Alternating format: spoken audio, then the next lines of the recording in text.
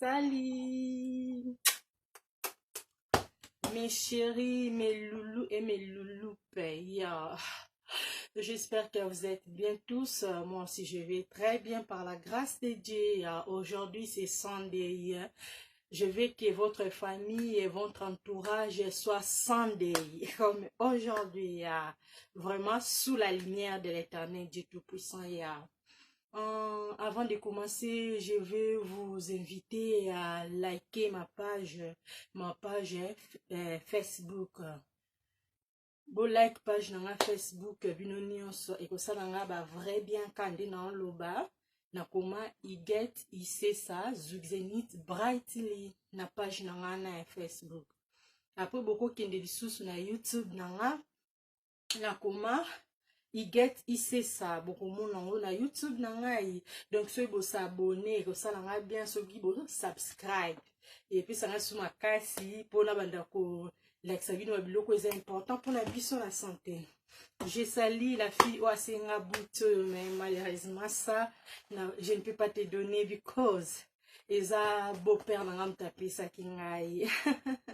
My father in law nde mtape sa kinga sombe la kingai pardon. Asalenga cadeau asombe la kingai, c'est tellement cher. Mais eloko bapesi muninga cadeau bakabango te hein. Non, tindelo mususu na sombe là, ok? Donc tu vois, je te salue, bisous, bisous, bisous, ma suite. Lelo na maladie nini. Lelo na ko expliquer bino maladie auto benga ba maladie testiculaire. Ba maladie o touchaka ba testicule ya mibali. Eza tellement ébélé ba maladie wana déjà na le billet bino pour la torsion du cordon, donc eza la torsion du cordon, eza hydrocèle, eza épididymite, eza orchi épididymite, donc eza varicocèle, c'est vraiment beaucoup nombreux. Mais na kati na on le bilan maladie moko boy. Tu vois na le bilan na kati na la bandi na hydrocèle. Hydrocèle eza maladie nini. Hydrocèle eza maladie oyo et ataka plus ba gène. Tu vois, mais et ça la nini et ça botara mai na kati ya ba scrotum. Na loba ki scrotum eza saki oyo mima ba testicule. Tu vois, na kati pe libanda tobe en haut crémaster na kati ya onyo so na eza scrotum, tu vois. Donc eza saki na kati oyo mima ba testicule bidon tout boyebi eza oyo ezo fabriquer ba sperme par spermatogénèse, tu vois. Donc ça la nini, donc ceux qui testicule na kati on a tous na spermatogénèse à fabriquer spermatozoïde. Après spermatozoïde ça nini et ko mateke ko fanda sikoyo na épididyme. Donc épididyme eza partie o eza likolo ya ba testicule. Sko estoka kawana kinda ko fanda wana ba spermatozoïde. C'est ce que komi wana na épididyme et ça nini comme un éjaculation, la stimulation, et ça la nini, et matière qui na canal ya différent, et les qui na canal ya différent pour et matalikolo et sangala ba liquide ko bimana na nini na séminal, na vésicule séminale, na oyo ko bimana prostate. Tu vois, pour et sangala parce que y a on de ko nourrir ba spermatozoïde pour comme ba sperme. Comme un sperme après et quitter les quitter derrière na urètre et bima. Ce qu'on a place on a avant et on coûte bima et on a liquide ou sur bima ou ta pe karana zone moko za wana ba benga nini na bosani tu vois. Donc ekobimisa liquide au benga après éjaculatoire. Donc ekobima po ani et sokola paroi et sokola nzela iretre ce qui est na ba urine et les kaki liboso ane longoli yango nyonso ekobima bomona ngo ya bino ba mibali bomona ngo basi bomona ngo parce que bozana ba chérie na bino bomona liquide wana yango ezara na sperme te yango eza fabriqué kaka po et lokota ba salité et bimisa ngo libanda po et bebisa sperme te po sperme erekoleka eleka bien po ekota bien que de ko féconder.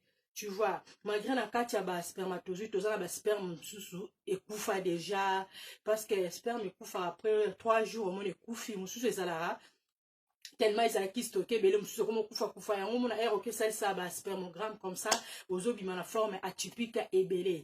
Tu vois ozobima na ba 77 ba 80 89 ce n'est pas bon. Tu vois mais normal les alaka à partir de 30% aux a déjà bien, donc il faut déjà au CP là parce que 30% sur aux la forme typique 30% c'est déjà bien, tu vois. Il y a ce qu'on a le maladie oyo et il y a takakango, donc na banda qui na hydrocèle et ça sous forme bomoni neti ba pleural ba plèvre oyo mai oyo esalaka na bapumo wana na ba oyo na ba enveloppe ya pumo wana ndenge moko mpe kuna neti na kere oyo tobenga ba péricarde eza bamai oyo ezosalema oyo ezoentoure kere nyonso omona eza babengi empanchement eza mai soki oyoki meme oke na hôpital balobi ke oza na empanchement na quille de sac de Douglas, oza na empanchement place tel, c'est que oza na anomalie, ce n'est pas bien, tu vois.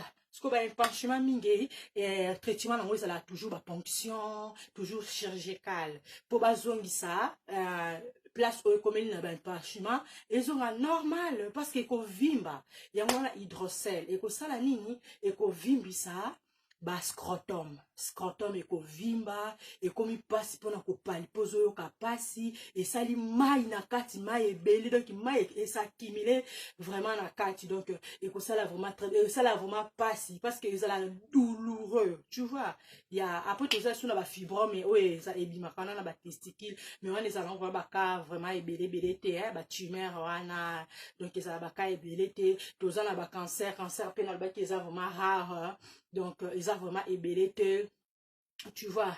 Donc ce n'était pas ça. Bah on dit tout le monde qui a mis des hydrocèle wana, ils ont épididyme, bah orchi épididyme, ils ont varicocèle. Ce que varicocèle, il y a une dilatation, il y a variqueuse, donc il y a muscle, il y a nine, pardon, sorry, il y a veine. Au moins il y a ça qui bino que, ils ont ba veine ou ça là, pour ils ont érection, tu vois. Ce qu'on a quand tu as na ba veine wana esala nini ekoma eko se dilater ekomi minene neti ba auto bien ba varice bose ba varice attention ce n'est pas varicelle.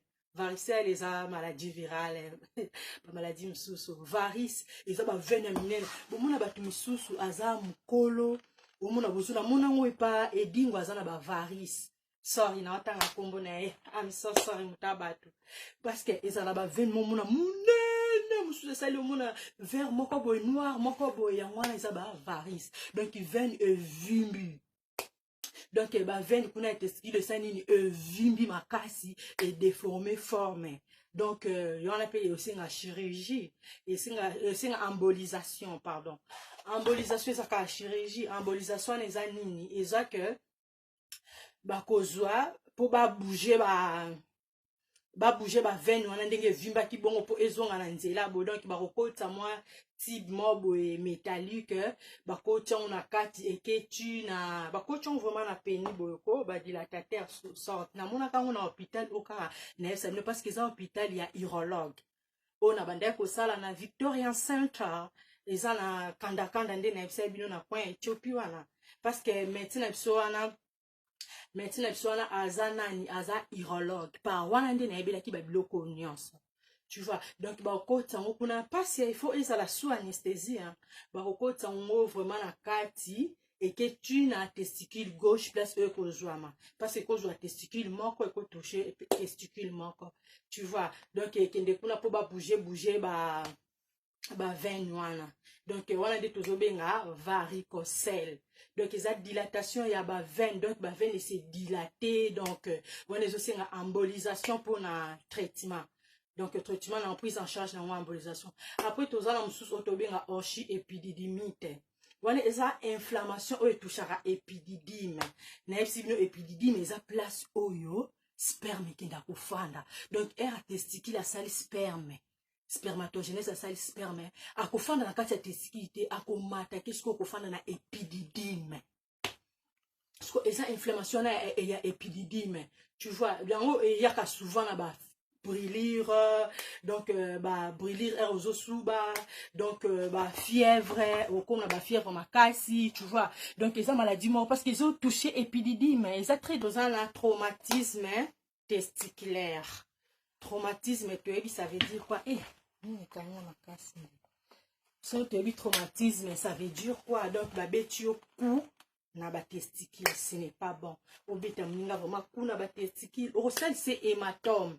Hématome ça veut dire makila et sangani place moko ekarami liboke. Nde to mona batu basali ba AVC. Nisusu basala hématome na niveau ya nick sali hématome. Tu vois, donc makila est kangami place moko comme une noire. Et moi ça la pe moi hématome na liboko bo, c'est ça.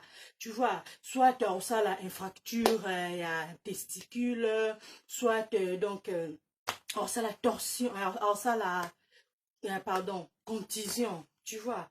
Donc ils ont bien été, alors ça la hématome scrotal, ce n'est pas bon. Soit ça l'hématome scrotal bon, donc ce n'est pas bon. Pour bêta mbal na ba niveau ba testicule, ils ont bien été. Tous les sous na auto benga orchi orlienne, ils ont toujours ba maladie à testicule. Yango ils ont le la makero, il y a ba testicule. Bobi makero. Makero ebimanga nazala mwa mukie makasi.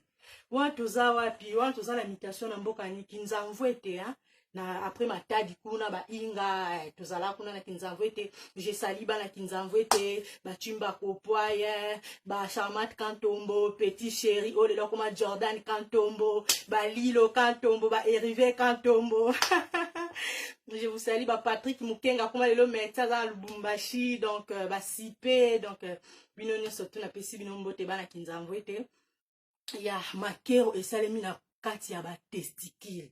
Ya wanto benga orchi orlienne, tu vois. Donc et sali inflammation, autre na français to benga ngo oreillon. Makero na français oreillon. Makero na français oreillon. Tu vois. Donc, il faut ça bon, il faut ça tellement pas si, parce qu'il faut vimba, et ça l'inflammation, ils sont tout les bindés, inflammation, parce que l'inflammation est ça. Donc, ce n'est pas vraiment bien. Donc, et que bébé ça conduit à la nuit, on se doit battre souffrance tellement trop. Mibal ba souffrance tellement trop, la majorité des cas, à cause de la table à 70 à 80% ba souffrance, parce que ça traduit na pousser à ma fièvre, il faut pousser à ma fièvre, à gonflement, à douleur, à testicule, chaleur, na niveau à testicule, à scrotum, donc na le bas qui ça ba signe ya inflammation, puis on ba signe inflammation, ça ba douleur, ba rougeur, ba gonflement, ba contemporain wana, tu vois. Donc ils ont tellement ébélé, donc et que ça la bon donc toucher ba testicule et que ça la bien te pour na mbal, donc surtout